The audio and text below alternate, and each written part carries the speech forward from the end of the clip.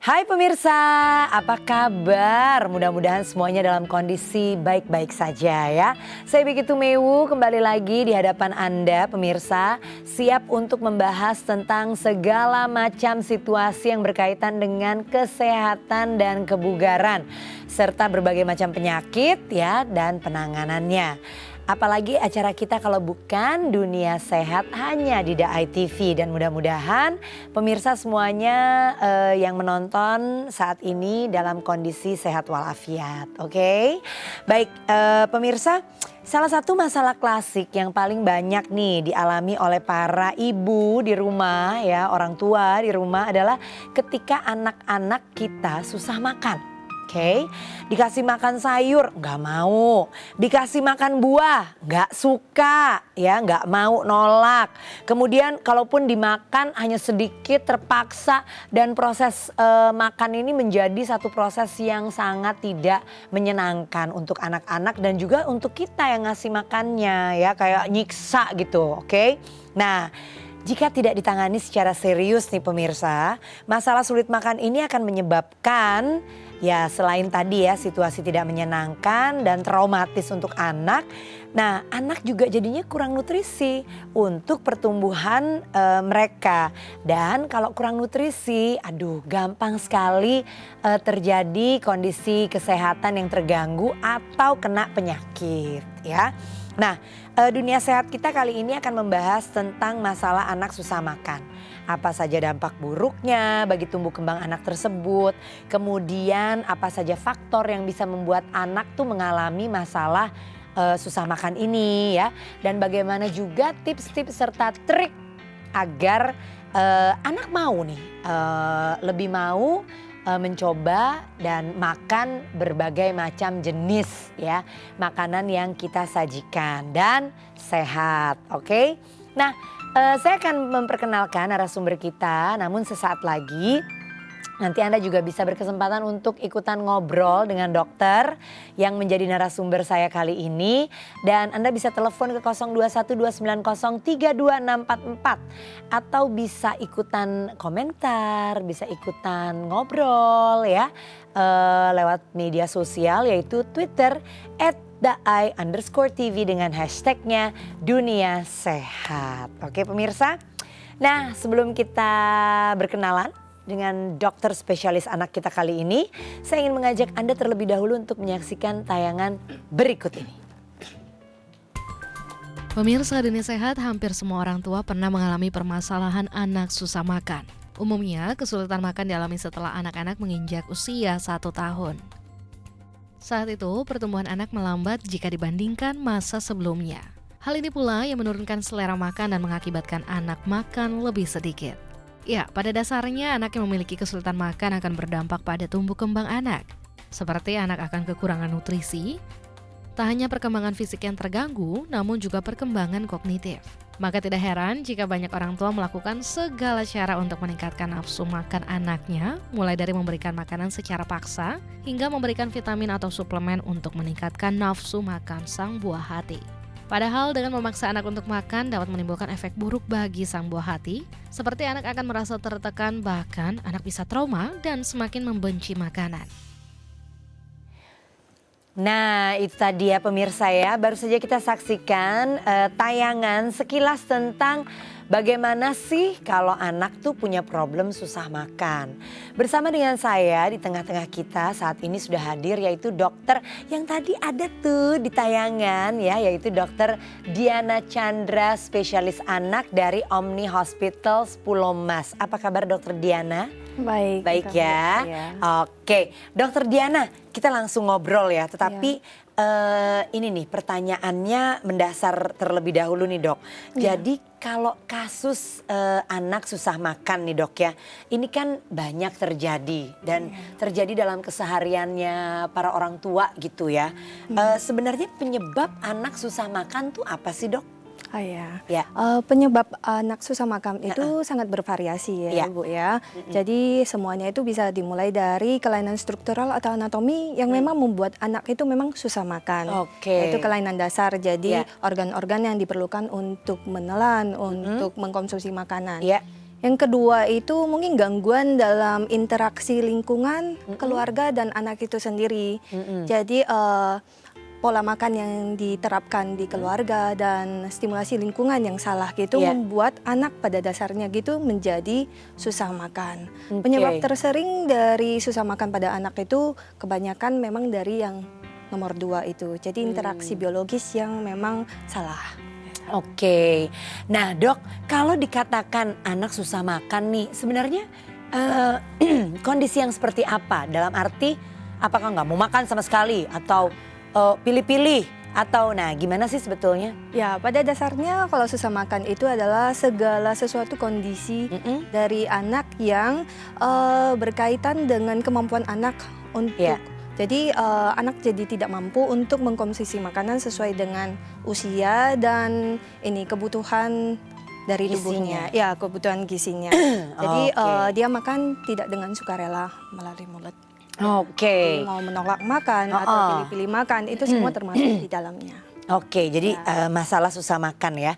Nah dok, bicara soal makan nih, makanan pada anak gitu ya. Jadi pada usia berapa anak itu sebetulnya boleh atau bisa dikenalkan pada berbagai jenis makanan? Anak mulai dikenalkan dengan makanan itu sebenarnya dimulai pada saat dia memang sudah mulai mau menerima makanan. Jadi mungkin didasarkan pada kemampuan motoriknya. Jadi anak sudah bisa kepalanya tegak, sudah bisa duduk dengan support. Kemudian, nah biasanya itu terjadi pada usia 4-6 bulan. Pada umumnya 6 bulan. Jadi kenapa MPASI itu dikenalkan biasanya pada usia 6 bulan karena kemampuan motoriknya sudah berkembang. Oh, jadi mesti ditunggu dulu juga supaya anak ini juga siap gitu ya, untuk mulai berkenalan dengan berbagai jenis makanan ini gitu ya dok ya. Nah kalau memang ini dok kan ini baru diperkenalkan pada makanan gitu kan, sebenarnya kalau bayi itu kan memang makanannya ASI ya dok ya. Nah kalau mulai dengan makanan padat, nah bagaimana tuh dok? Nah, kalau seandainya bayi mulai dari ASI, kemudian kita akan memulai makanan padat, semua itu dikenalkan secara bertahap memang. Jadi kalau seandainya bayi 6 bulan biasanya dikenalkan dengan makanan saring dulu, yang encer. Kemudian setelah terima dengan bagus gitu, nanti dikentalkan bertahap sampai dia pada akhirnya gitu umur 1 tahun, dia itu bisa makan makanan keluarga. Jadi tidak sekaligus semuanya. Baiklah kalau begitu. Dok, kita akan lanjutkan kembali obrolan kita ya pemirsa juga. Kalau Anda mau telepon juga, Anda berkesempatan untuk menelepon silakan di 021 290 32644 ya. Nah sekarang kita break dulu sesaat. Saya mau minum agak seret gitu ya. Baiklah, jangan kemana-mana, tetap di acara kita Dunia Sehat.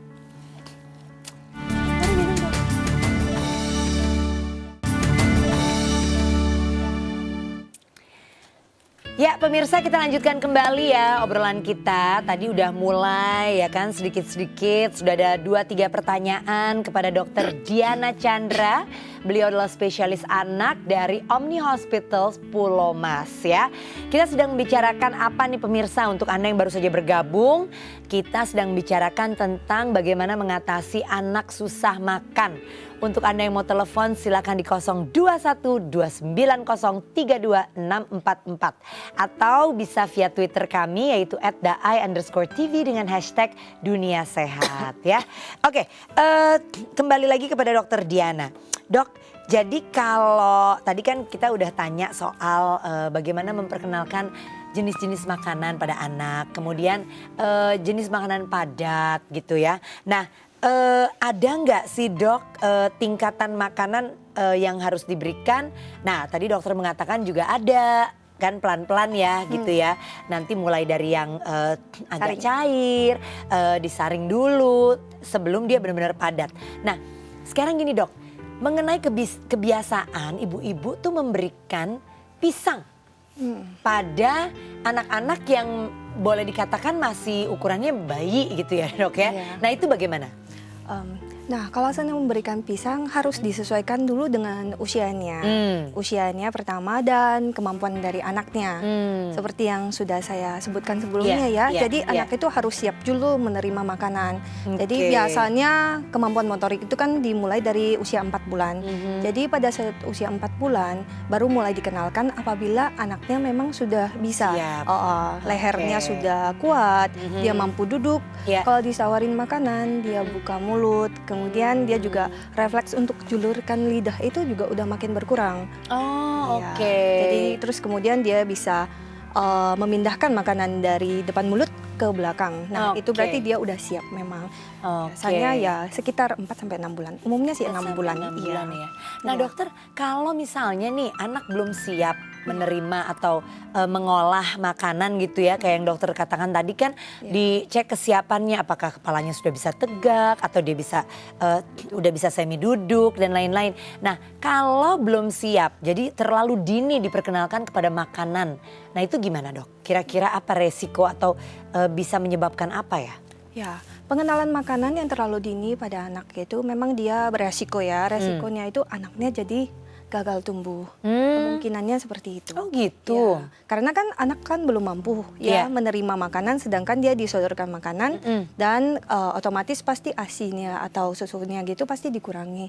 Jadinya anaknya tidak menerima makanan, sedangkan dia harusnya masih punya energi dari susu, tetapi karena dia belum mampu menerima, jadi kedepannya dia akan beresiko untuk gagal tumbuh. Ada gangguan pada pertumbuhannya. Jadi bisa terjadi demikian ya, Dok ya. Nah Dok, berarti kalau sekarang tadi kan kalau pertanyaannya mengenai kalau kecepatan. Nah sekarang kalau ketelatan, nah ini gimana?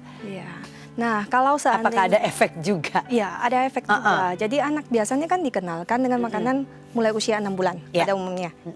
Jadi ada yang memang karena ketakutan jadinya ibunya gitu menawarkan pada usia yang lebih tua daripada itu 9 bulan mungkin ya. Nah, pada orang tua yang mengenalkan makanan yang telat seperti itu, anak jadi kehilangan desire. Jadi kehilangan desire untuk mencoba makanan.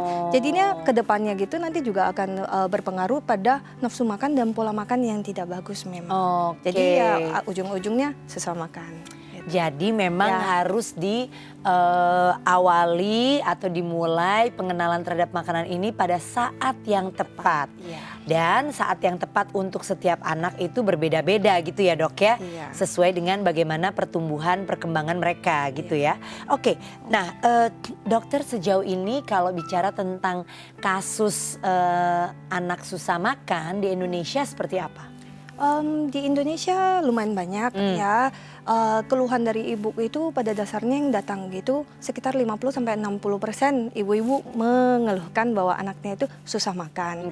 Tapi setelah ditelusuri memang yang benar-benar mengalami kesulitan untuk makan itu sekitar 20-30%. Dan persentase kecilnya itu memang sampai mengganggu pertumbuhan dan perkembangan ya. Gitu. Jadi lumayan cukup banyak di Indonesia. Jadi banyak ya. Baik, nah ciri-ciri atau gejala anak susah makan yang seperti apa? Tadi kita udah sempat bahas sedikit tuh ya. Tapi mungkin kita bisa bahas lebih detail lagi bahkan. Ya, pada dasarnya kalau ciri-cirinya adalah anak memang menolak makannya, menolak makanan yang disajikan. Porsinya mungkin lebih sedikit ya, sedikit-sedikit, atau memang dia memilih makanan yang disajikan dia tidak mau, tetapi dia pilih yang makanan yang lain. Gitu. Jadi susah diberikan. Jadi memang juga ciri sulit makan ini juga banyak macam-macam karena problemnya pun macam-macam gitu ya, dokter ya. Seperti menutup mulut dan sebagainya. Nah dokter, biasanya di usia berapa grafik makan anak itu akan terlihat naik dan turunnya? Ya, pada usia 1-3 tahun ada yang namanya neofobia memang. Jadi anak itu ada mekanisme yang dia itu menolak makanan baru yang diperkenalkan. Nah, Di satu sisi hal ini itu merupakan mekanisme defensif ya, sehingga anak itu bisa terhindar dari makanan yang mungkin berbahaya bagi mereka. Jadi seperti makanan yang terlalu kecil, yang belum lembut, kemudian mereka makan, itu kan ada kemungkinannya tersedak. Ya. Nah, kalau pada tahap ini tidak direspon dengan positif oleh orang tua memaksa, memukuli atau memarahi, nah biasanya itu akan berdampak negatif terhadap pola makan nantinya. Jadinya anaknya susah makan, takut akan makanan atau trauma. Oke, waduh, jadi memang banyak faktor juga ya. Nah, nanti faktor-faktor apa saja yang lainnya akan kita bahas berikutnya nih pemirsa. Nah, sekarang kita break dulu ya dokter, karena sekarang saya ingin mengajak pemirsa untuk mengikuti info sehat. Info sehat berikut ini adalah makanan penunjang tumbuh kembang anak. Yang seperti apa? Mari kita ikuti bersama-sama. Pemirsa, dunia sehat tumbuh kembang anak yang baik tergantung dari asupan gizi yang diberikan. Maka sebagai orang tua dituntut untuk mengetahui jenis makanan apa saja yang baik untuk menunjang tumbuh kembang sang buah hati. Berikut ini beberapa jenis makanan yang dibutuhkan untuk menunjang tumbuh kembang anak. Asam lemak omega 3. Pada proses tumbuh kembang anak, asam lemak omega sangat baik serta dibutuhkan untuk perkembangan dan pertumbuhan otak anak. Asam lemak omega 3 membantu menambah daya ingat dan kecerdasan anak. Makanan yang mengandung asam lemak omega 3 antara lain telur, kacang-kacangan, dan biji-bijian. Zat besi merupakan zat mineral yang dibutuhkan tubuh anak sebagai sumber energi yang akan memberikan kekebalan tubuh atau meningkatkan daya tahan tubuh serta penopang kecerdasan anak. Zat besi banyak terkandung dalam kacang kedelai dan juga jeruk. Karbohidrat dan protein. Kedua unsur makanan ini merupakan sumber energi tertinggi yang dibutuhkan oleh tubuh. Oleh karena itu, kedua zat ini harus terpenuhi untuk meningkatkan gizi pada anak. Kedua zat ini bisa diperoleh dalam roti, jagung, dan kacang-kacangan. Kalsium merupakan zat pembentuk tulang dan gigi bagi anak. Kekurangan kalsium akan mengakibatkan perkembangan dan pertumbuhan anak terhambat, sehingga postur tubuh anak-anak akan lebih kecil dibandingkan anak seusianya. Kalsium banyak terkandung dalam keju, oatmeal, susu, dan yogurt. Antioksidan merupakan penangkal tubuh berupa vitamin, enzim, dan mineral radikal bebas. Radikal bebas dalam tubuh anak dapat muncul berdasarkan pola konsumsi makanan yang salah serta kondisi lingkungan yang tidak baik. Antioksidan banyak terkandung dalam sayur-sayuran dan buah-buahan. Kolin sangat baik dan sangat dibutuhkan untuk menjaga organ-organ vital pada anak. Kolin berfungsi untuk melindungi jantung, hati, serta menjaga kesehatan otak anak. Kolin dapat ditemukan dalam telur, terutama kuning telur, susu, dan sayuran hijau seperti brokoli.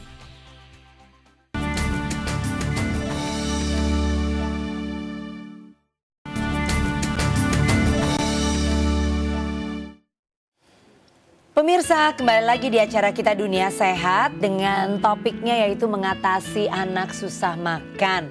Kalau Anda mau telepon silahkan di 021 290 32644. Kita bisa ngobrol bersama dengan Dr. Diana Chandra, spesialis anak dari Omni Hospital Pulau Mas. Oke, Dok, kita lanjutkan kembali. Tadi udah sempat membahas faktor-faktor apa nih yang kira-kira mempengaruhi pola makan anak yang naik turun. Tadi kan dokter mengatakan salah satunya ya mungkin pengalaman yang tidak menyenangkan untuk anak di saat mengalami atau mencoba untuk makan gitu ya dok ya. Apa dipaksa atau gimana gitu ya. Soalnya anak saya juga ngalamin tuh dok waktu masih kecil. Saya dibantu oleh pengasuh dan kayaknya pengasuhnya tuh suka maksa gitu. Jadi anak saya jadi anak saya trauma, makin nggak suka makan gitu. Tapi pada akhirnya pelan-pelan teratasi. Nah, faktor-faktor yang lain kira-kira apa nih dok yang bisa mempengaruhi anak jadi nggak suka gitu proses atau makan gitu? Faktor yang mempengaruhi itu pada dasarnya ada dua ya. Jadi faktor dari anak itu sendiri, jadi dari kesiapan dia untuk makan. Oke. Ya, yang seperti yang sudah saya jelaskan sebelumnya itu ya kesiapan dia. Yang kedua itu ya faktor keluarga dan lingkungan. Jadi biasanya children see children do. Yes. Jadi faktor keluarga memegang peranan penting memang. Jadi untuk membuat anak itu memang suka makan, dimulai dari lingkungannya dulu ya. Jadi orang tua memberikan contoh pola makan yang bagus itu seperti apa. Kemudian makanan. Jadi kalau seandainya orang tua milih-milih makanan, ada yang tidak disukai, misalnya orang tuanya tidak suka makan sayur. Pada akhirnya nanti anak punya kecenderungan untuk begitu. Jadi faktor yang mempengaruhi pola makan itu sungguh besar di keluarga dan lingkungan, teman sebaya ataupun media sosial yang dilihat oleh mereka. Jadi iklan, makanan, nah, itu semuanya itu akan mempengaruhi pola makan anak nantinya. Oke, jadi jangan dipikir bahwa apa yang mereka lihat walaupun kayaknya cuma sekelebat lewat gitu kayak iklan-iklan itu tidak berpengaruh gitu, padahal justru itu membawa pengaruh yang besar gitu ya dokter ya.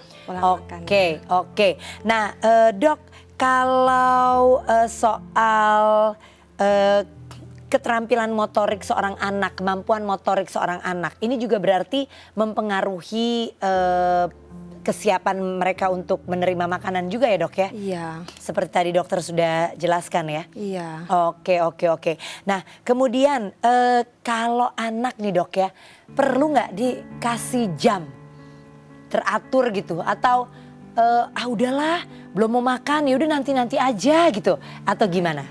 Ya, jadwal makanan itu sangat penting. Jadwal makan itu sangat penting diterapkan oleh orang tua. Bila orang tua mengharapkan memang pola makan anak itu nantinya menjadi bagus ya. Jadi memang makanan itu biasa diberikan makanan utama 3 kali, kemudian ada selingannya. Kemudian makanan itu juga tidak diberi, pada saat makan dia juga tidak memberikan makanan lain. Sehingga dia tidak terdistrak ke makanan lain selain air putih. Ya, dan memberikan makanan juga tidak lebih dari 30 menit. Ya, jadi jadwal makan, pola makan yang teratur itu merupakan komponen penting memang. Salah satu komponen penting. Jadi tidak lebih dari 30 menit dalam arti proses makannya seluruhnya, itu. Oke, kalau udah sampai 30 menit lebih baik dihentikan terlebih dahulu gitu ya prosesnya ya.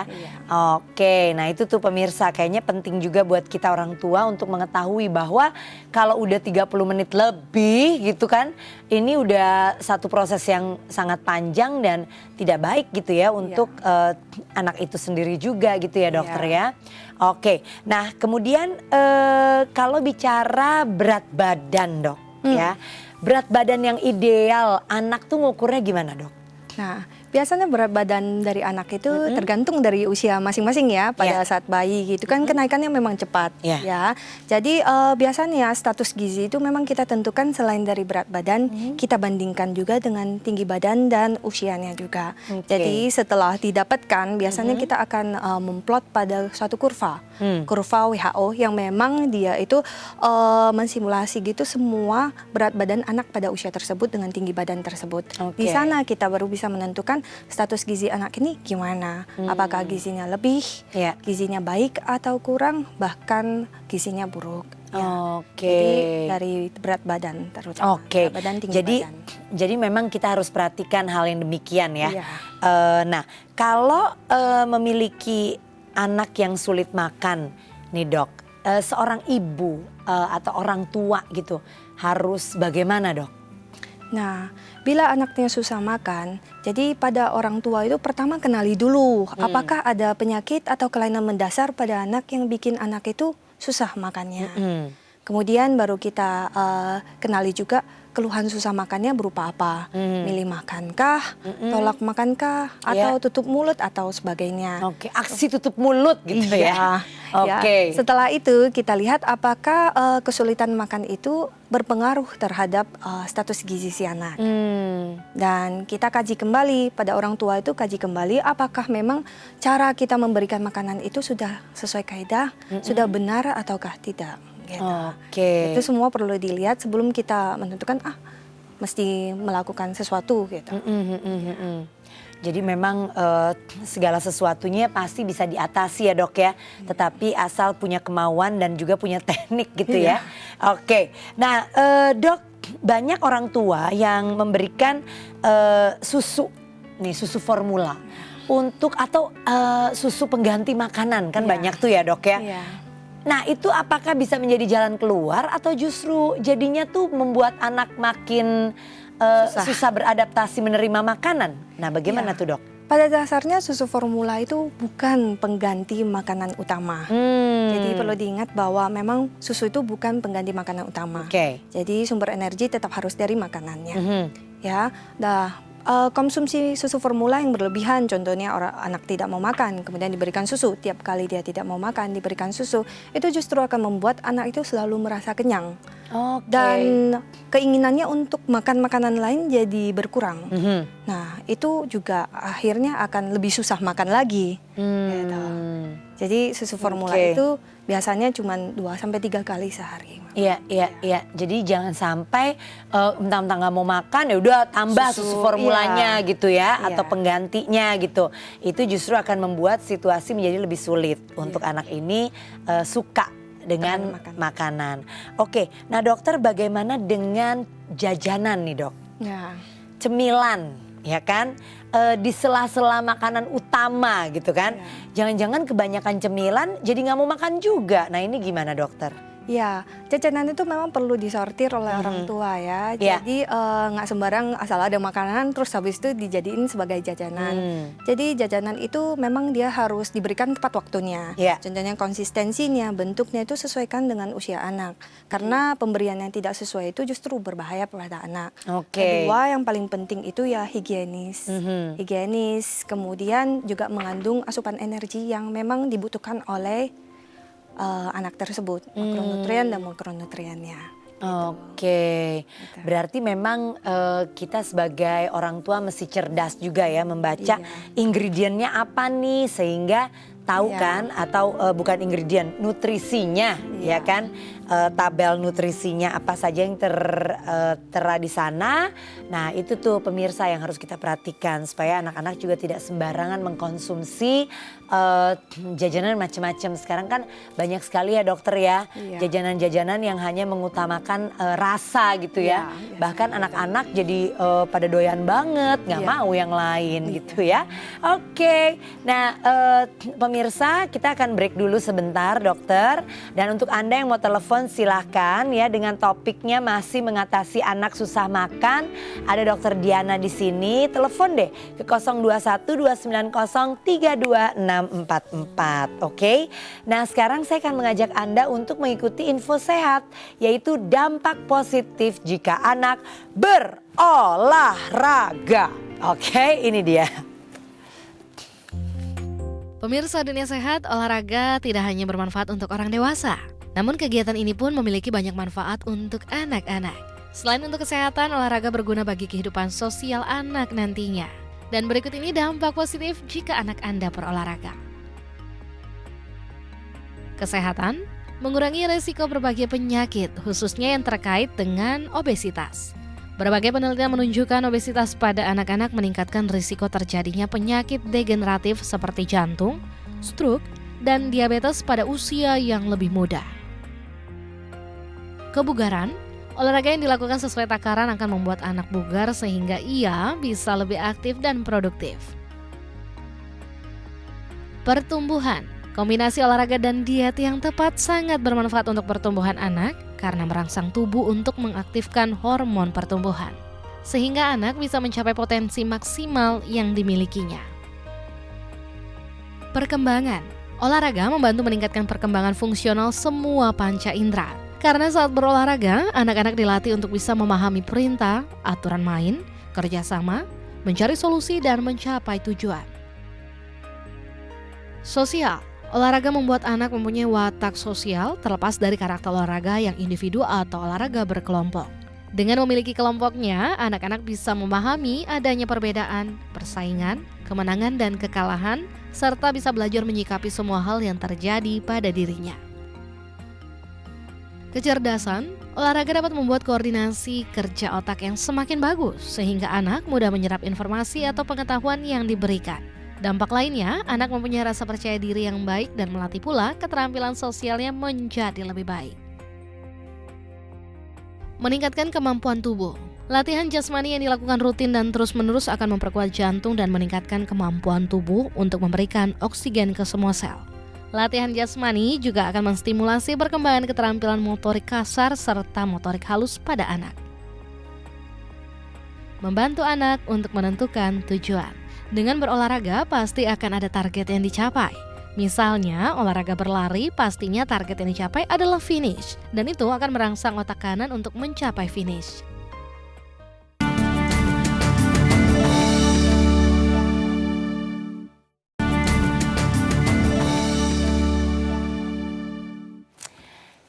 Pemirsa, kita lanjutkan kembali ya obrolan kita mengenai topiknya nih, mengatasi anak susah makan.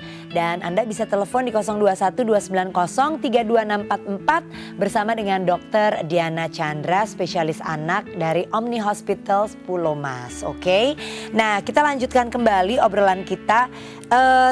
Dok, kalau bicara lagi orang tua nih menangani anak yang sulit makan. Nah kan banyak nih kasusnya gitu ya. Saya juga lihat teman-teman saya. Aduh untung anak saya udah gede-gede ya. Udah umur 17 dan 14. Jadi udah gak ada nih masalah susah makan. Yang ada susah nyetop makan. Bareng-bareng lagi makannya. Oke, Dok, banyak kasus kan karena orang tua tuh nggak tega gitu, kasihan. Aduh nih anak kurang kayaknya makannya gitu. Udahlah kasih aja lah yang dia doyan gitu. Ya. Nah sementara yang dia pasti doyan dan suka itu adalah ya fast food deh gitu kan.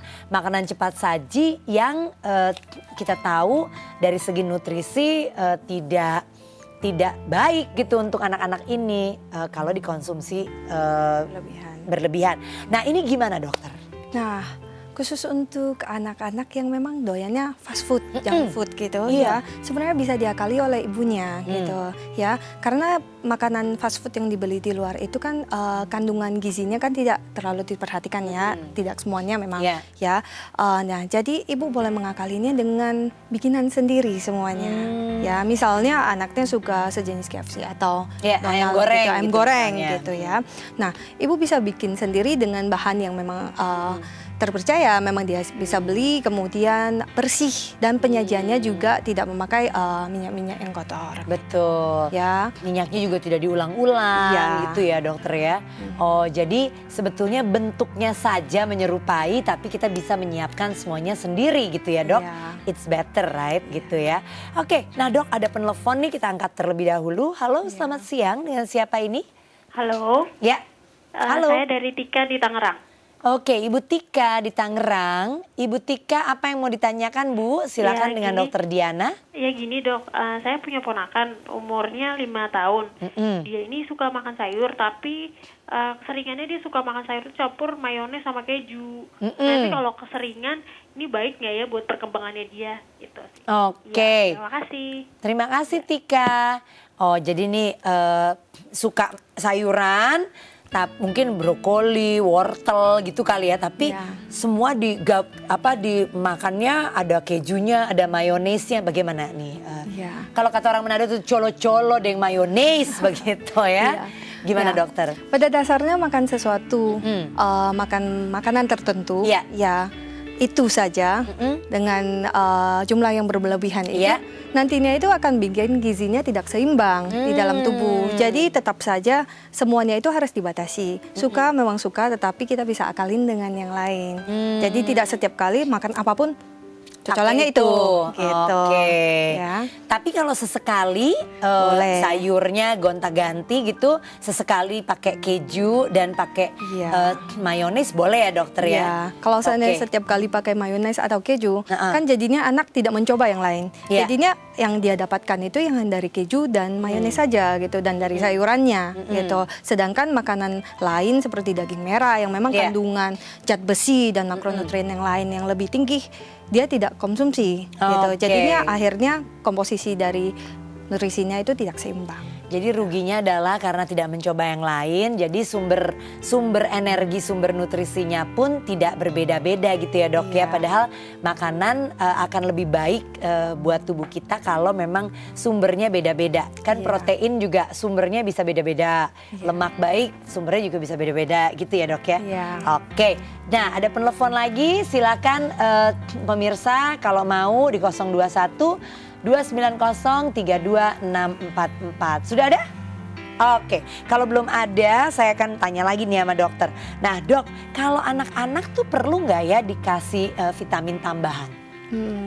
Vitamin tambahan pada anak-anak itu diperlukan pada saat pola makannya itu tidak Berantakan. seimbang. Iya, Oke. berantakan. Di mana kita mengetahui bahwa asupan makanan tertentu itu kurang. Misalnya dia cuma suka makan nasi, nggak suka makan daging. Tentu saja nasi kan nggak ada ini kandungan zat besinya kan tidak tinggi Iya. dibandingkan dengan daging merah. Iya. Jadi vitamin itu biasanya diperlukan pada saat anak itu pola makan nggak seimbang sambil kita membenahi memang pola makan yang teratur pada anak tersebut. Ya. Oke. Jadi memang apa namanya ibaratnya dilihat-lihat situasinya deh. Iya. Kapan perlu, kapan nggak perlu gitu ya dokter ya. absolutely. Oke. Nah dok, kalau bicara soal sudah keburu nih ada problemnya susah makan. Ada terapi tertentu nggak dok buat anak-anak nih untuk mengatasi hal ini? Selain tentu orang tua mengubah kebiasaan dan mencoba untuk lebih kreatif gitu ya. Ada nggak terapinya gitu? Terapi tertentu sebenarnya dibalikkan lagi ke orang tuanya ya. Jadi pada saat pemberian makan itu memang ada yang namanya feeding rules. Jadi pertama itu memang anak itu dijadwalkan makannya. Jadwalkan. Iya, Oke. makan utama 3 kali, Ya. salingan 2 kali, kemudian jangan lebih dari 30 menit. Ya. Yang tadi dokter udah kasih Iya. tahu ya. Kemudian yang Oke. kedua itu kita harus menciptakan lingkungan yang menyenangkan memang. Iya. Ya, jadi jangan memaksa, jangan kasih anak gitu iPad atau tontonan atau kesana sini pada saat makan. Makin lama nanti dia Ya, makan tuh ya. Itu pola makannya nanti jadi tidak bagus ya. Kemudian yang ketiga itu adalah prosedur cara untuk memberikan. Jadi memang kita mengharapkan gitu anak itu bisa makan sendiri. Dia mandiri makannya, kemudian gitu orang tua juga nggak memaksa.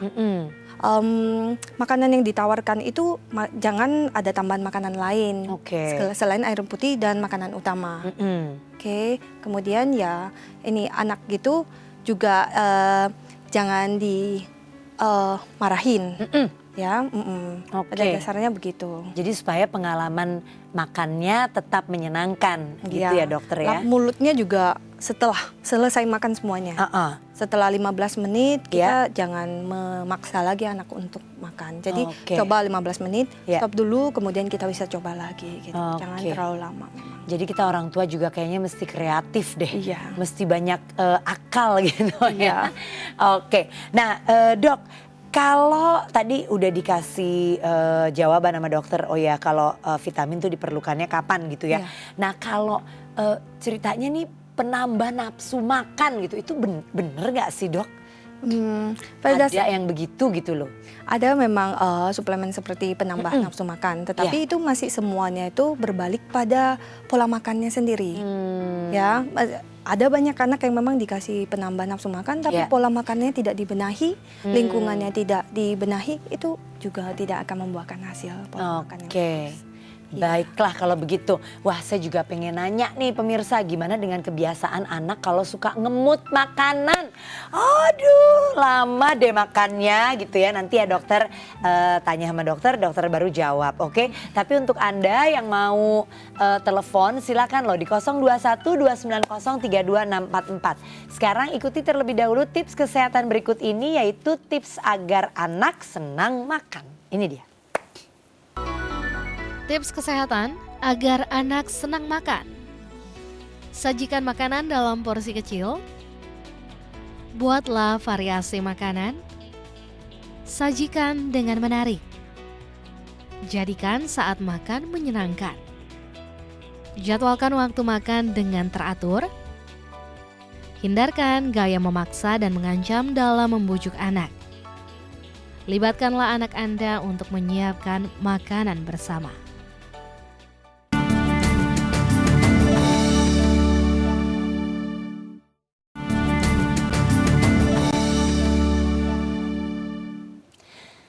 Kita lanjutkan kembali obrolan kita bersama dengan Dr. Diana Chandra, spesialis anak dari Omni Hospital Pulau Mas pemirsa.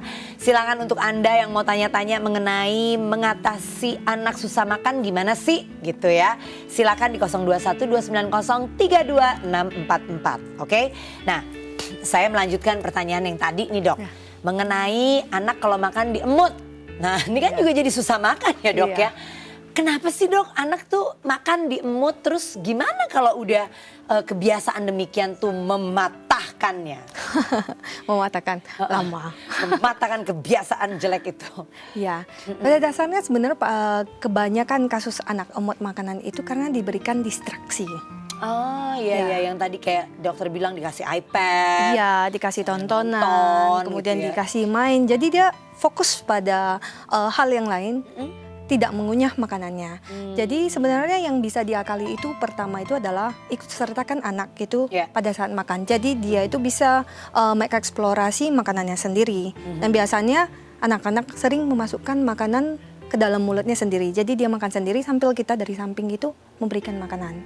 Jadi itu mungkin cara pertama yang bisa diakali supaya anak tidak umut makanan. Oke. Kurangin distraksi, jangan Oh, dikasih jadi jangan- pengalihan perhatian yang lain. Oke. Biasanya kan orang tua sering memang kasih tontonan dan kasih Iya. handphone dan lain-lainnya. Oke. Iya. Baik, nah ini ada penelpon, kita angkat lagi. Halo, selamat siang, dengan siapa ini? Iya, Siang, dengan siapa ini Ibu? dan Dengan Wiwi, Ibu Wiwi. iya, Ibu Wiwi di mana Bu? di Jakarta. Ibu Wiwi di Jakarta. Oke, Ibu Wiwi apa yang mau ditanyakan? Silakan langsung kepada Dokter Diana. Jadi gini dok, keponakan saya itu kan dari kecil kalau makan kan memang makan. Jadi tuh ya kalau makan itu kayaknya sih enggak, cuman emang makannya itu lama. Nah tadi kan penjelasan dari dokter itu kan kalau makan itu kan mungkin bisa mengganggu pertumbuhan. Oh, Nah dia makannya tuh 20 menit gitu. Kita dia makan cuman makannya itu lebih dari 30 menit. oke. Nah itu pertanyaan yang pertama. Terus maksudnya kalau misalkan nih ada anak kecil, keponakan saya satunya lagi, dia itu kan nggak doyan nasi. Ya. Gimana dia tiap kali lihat nasi sampai sekarang dia usia SMP, berarti udah sekitar 14 tahun, dia tuh dari kecil nggak pernah mau makan nasi. Nah, Oke. dia mulai mau makan nasi tuh gimana ya? Soalnya kalau dia lihat nasi pun itu kayak trauma gitu. Berkali-kali kita cara mungkin nasinya dibungkus dari sama telur gitu kan, tapi tuh dia tuh pasti tahu dari kecil tuh, makanya dia nggak pernah nasi. Cuman kan takutnya nanti kita kan kalau anaknya nggak makan nasi ya meskipun dia tercukupi, cuman kan ya dengan kalau anaknya itu nggak mau makan nasi, cara mengatasinya gimana kak? Oke. Wih, saya sih berharap tuh saya ngelihat nasi nggak doyan. Ya ampun, saya doyan banget. Apalagi tadi dibungkus telur pakai kecap manis dikit. Langsung deh. Dok, ada pertanyaan dulu nggak dok? Sebelum mau dijawab. Yang pertanyaan Cukup ya? pertama kurang jelas. Jadi tadi. pertanyaan yang pertama itu adalah tentang keponakannya. Keponakan ya, Ponakan. betul? Keponakannya ini kalau makan tuh lebih dari 30 menit ya. Itu apakah akan mengganggu perkembangannya? Nah, itu pertanyaan pertama. Ya. Jadi kalau saya makan lebih dari 30 menit itu Iya. memang nggak dianjurkan ya. Memang tadi kan udah disebutkan gitu bahwa Betul. makan itu memang harus ada jadwal. Ya. Lebih dari 30 menit kita udah stop makannya gitu. Hmm. Mengenai dia akan mengganggu perkembangan dan pertumbuhan itu adalah kita mesti lihat dulu apakah Oke. memang karena dia makan terlalu lama itu status gizinya itu memang kurang daripada yang semestinya gitu. Jadi kalau seandainya yang susah makan itu kan tidak semuanya mengganggu status gizi. Memang Oke. ya. Kalau seandainya memang mengganggu mungkin saja bisa kalau seandainya memang dia asupannya sedikit. Oh, Gitu. baik. Nah, jadi itu jawaban yang pertama. Nah, yang kedua mengenai tidak suka makan nasi. Sampai ini sekarang udah SMP. Iya. Gimana sih dok? Maksud saya apakah memang kita perlu harus doyan bikin nasi, makan nasi. gitu? Nah gimana nih dokter? Kan kalau kita Iya. kan bilang gini, wah belum makan nasi, belum Belum makan makan, gitu iya. kan? Iya. Bagaimana dokter? Nah, pada dasarnya gitu tadi ada disebutkan ya sama ibunya gitu bahwa memang ada kejadian trauma sebelumnya. Ya. sampai dia itu kalau seandainya melihat nasi selalu aja ada takutnya, ya kan? Jadi kalau seandainya memang bisa diakalin, awal-awal kita akalin dulu, ya. Jadi bervariasi penyajiannya, kemudian dikenalkan sedikit demi sedikit juga bisa. Nah, tapi sumber energi itu kan bukan hanya dari nasi memang, ya. Jadi banyak makanan pengganti lain yang memang sumber energinya memang cukup juga untuk pertumbuhan anak usia SMP. Jadi bukan berarti nggak makan nasi, kurang gizi, enggak. Bukan ya. Juga, iya. Kalau bisa makan yang lain yang menggantikan nasi kan karbo ya, karbohidrat apa nih ya kan. Tapi kelebihan karbohidrat juga tidak baik kan dokter. Jadi memang dijaga-jaga. Duh, kok saya mah bersyukur kalau nggak doyan nasi. Oke, ada penelpon lagi, kita coba jawab ya. Halo, selamat siang, dari siapa? Halo, dari Ibu Lili di Pontianak. Ibu Lili di Pontianak, apa yang mau ditanyakan Ibu Lili? Silakan. Oh, mau nanya, anak saya kok payah makan sayur. Kalau makan nasi nggak bagus. Dia soalnya anak seorang wusu. Oh, oke. Jadi makan sayur, suka makan sayur, kurang suka makan nasi gitu ya? Suka makan nasi. Oh, justru suka makan nasi. Suka, sayur yang nggak suka. Oh, terbalik ya. Oke, jadi pertanyaannya adalah? Kenapa? Susah makan sayur. Oh, maunya kalau supaya bisa makan sayur gimana gitu ya, Bu? Ada yang mau ditanyakan terlebih dahulu, dokter? Atau cukup? Cukup. Oke, Ibu Lili, kita akan coba jawab pertanyaannya. Gimana nih dokter? Ya. Supaya seimbang nih nasi pakai sayur gitu kan? Sebenarnya untuk anak supaya suka makan sayur itu bisa diakali. Ya, pertama gitu cara penyajiannya diubah. Jadi biasanya kan kalau seandainya masyarakat Indonesia ya sayur gitu. Jadi masaknya cuman yang begitu. Tapi pada anak-anak kecil gitu kita bisa kreasikan. Seperti kita campur ke dalam nasinya atau kita goreng seperti ala tempura. Kadang-kadang anak suka. Jadi jangan monoton. Gitu. Bawang putih terus gitu ya. Kalau sayur tuh kangkung aja gitu ya. Sekali-sekali kangkung, sekali-sekali bayam, sekali-sekali apa gitu ya, Dok ya. Bervariasi. Baiklah kalau begitu. Dokter, ternyata tanpa terasa waktu kita sudah habis. Padahal pertanyaan saya masih ada 23 loh. Nanti ya dokter episode berikut. Oke, pemirsa saya ingin mengucapkan terima kasih kepada semuanya. Apalagi yang sudah telepon, thank you ya. Nah yang sudah telepon tapi nggak terangkat, aduh mohon maaf ya. Nanti kita kasih kesempatan berikutnya, oke? Tapi yang pasti bila Anda punya kritik dan saran silakan di SMS saja ke 0889 81005.000 dan bergabunglah bersama dengan kami di Facebook yaitu Dunia Sehat DAI TV. Saya sudah, kamu sudah belum gitu ya. Baiklah, saya Becky Tumeu mengucapkan sekali lagi terima kasih dan tetap ya kita berjumpa lagi di acara Dunia Sehat selanjutnya. Salam sehat.